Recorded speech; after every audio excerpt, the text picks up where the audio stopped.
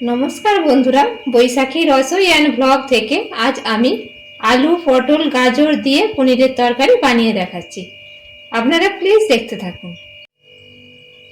এই আলু, পটল, গাজর দিয়ে পনিরের তরকারি বানানোর জন্য আমার যে যে উপকরণগুলো লাগবে আপনারা দেখতে থাকুন।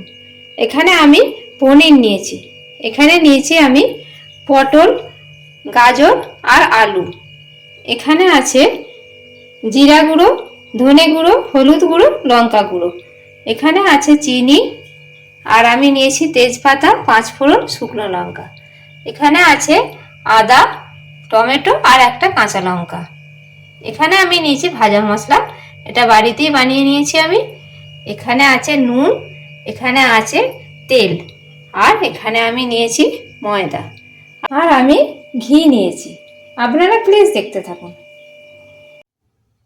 প্রথমে আমি কড়াইয়ের মধ্যে একটু তেল নিয়ে নিয়েছি। এখন আমি আলু আর গাজরটা একটু ভেজে নেব। এই তেলের মধ্যে আমি একটু হলুদ দিয়ে দিচ্ছি। এবার আমি আলু আর গাজরটা দিয়ে দিচ্ছি।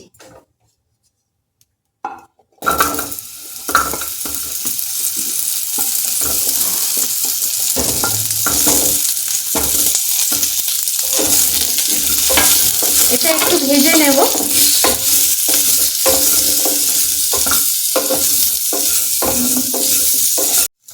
আলু আর গাজরটা আমার ভাজা হয়ে গেছে, এটা আমি এবার সিদ্ধ করতে দেব।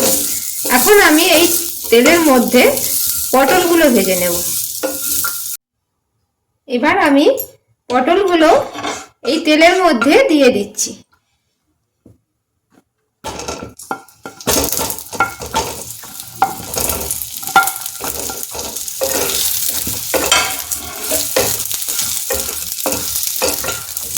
এর মধ্যে আমি একটু হলুদ দিচ্ছি,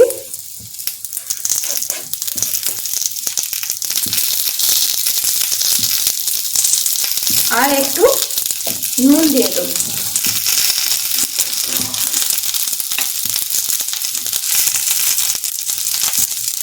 একটু নুন দিয়ে দিলাম, দিয়ে এটা একটু ভেজে নেব। এটা একটু চাপা দিয়ে দিয়ে ভাজি, তাহলে তাড়াতাড়ি পটলটা ভাজা হয়ে যাবে। এই যে আমি এভাবে চাপা দিয়ে দিয়ে ভেজে নেব পটলটা। পটলটা ভাজা হয়ে গেছে, আমি এখন প্লেটের মধ্যেই পটলটা তুলে নিচ্ছি।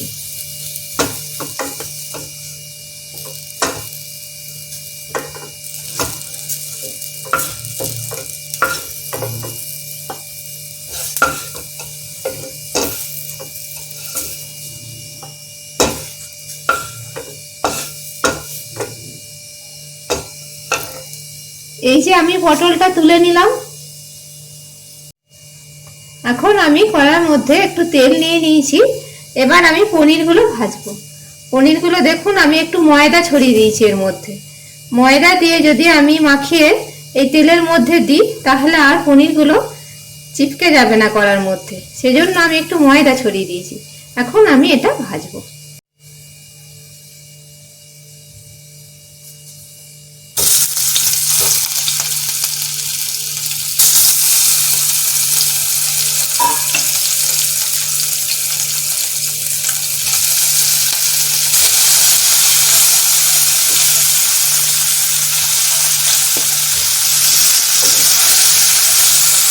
এভাবে আমি পনিরগুলো ভেজে নেব আস্তে আস্তে।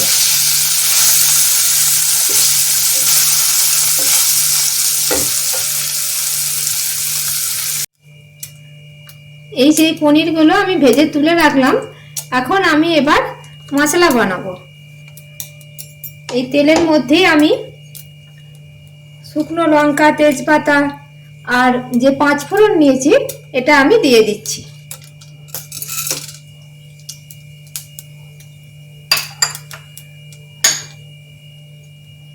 আর আমি এইটার একটু পেস্ট বানিয়ে নেব। এখানে এই যে আদা, টমেটো আর কাঁচা লঙ্কা আছে, এটার একটু পেস্ট বানিয়ে নেব। এখন এই পেস্টটা আমি এখন এই যে ঢেলে দিচ্ছি। আদা, কাঁচা লঙ্কা, টমেটোর পেস্টটা আমি কড়াইয়ের মধ্যে দিয়ে দিলাম। এটা একটু ফুটিয়ে নিই। এবার আমি এই মশলাগুলো সব এর মধ্যে ঢেলে দিচ্ছি। এখানে যে জিরে গুঁড়ো, ধনে গুঁড়ো, হলুদ গুঁড়ো, লঙ্কা গুঁড়ো নিয়েছিলাম, এটা আমি এখানে এখন ঢেলে দিচ্ছি।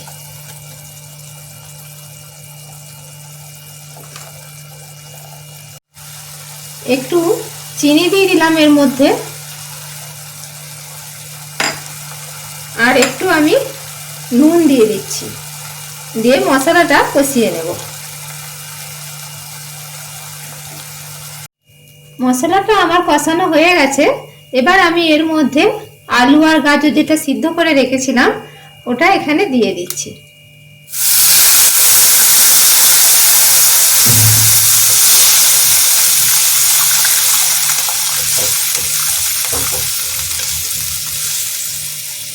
ওটা দিয়ে দিলাম।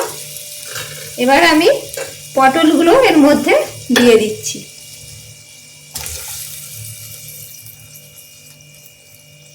এখন আমি অল্প একটু নুন দেব।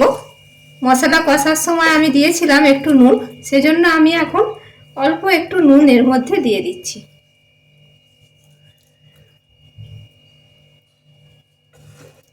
এবার আমি এটা চাপা দিয়ে একটু ফুটিয়ে নেব। এই যে আমি এটা চাপা দিয়ে ফুটিয়ে নিচ্ছি। একটু ফুটিয়ে নেবার পর আমি এই পনিরগুলো এখন দিয়ে দিচ্ছি এর মধ্যে,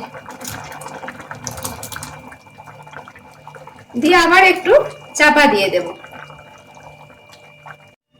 পনিরগুলো দেবার পর আবার একটু চাপা দিয়ে ফুটিয়ে নিচ্ছি। ঘি আর এই ভাজা মশলাটা দিয়ে দিলাম। ভাজা মশলা না দিলে গরম মশলাও আপনারা দিতে পারেন।